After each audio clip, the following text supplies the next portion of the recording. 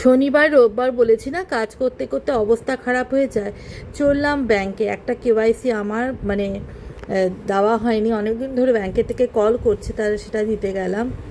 দিতে দিতে গিয়ে আমার রাস্তার মধ্যে দেখলাম গাড়ির হর্নটা আবার ডিস্টার্ব করছে। তোমাদের আমি আরেকটা ব্লগে অনেকদিন আগে বলেছিলাম, গাড়ির হর্নটা খুব ডিস্টার্ব করছে, কখনো বন্ধ হয়ে যাচ্ছে, কখনো চলছে।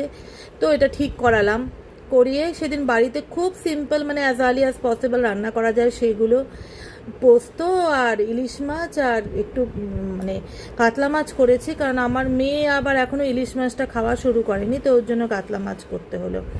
এইসব করে বেরিয়ে পড়লাম সিটি সেন্টার 2 এর উদ্দেশ্যে, আমি আর পারমিতা, আমার মেয়ে আর পারমিতার ছেলে।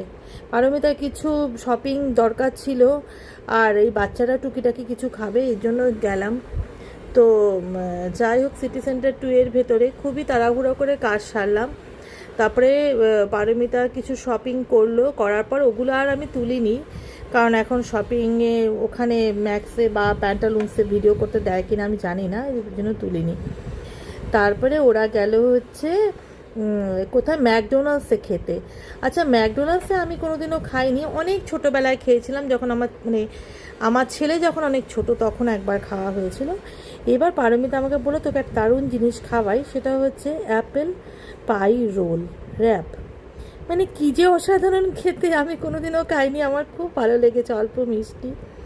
পারমিতার জন্য ক্যাব বুক করলাম, এখন ওয়েট করছি কখন ওর ক্যাব আসবে।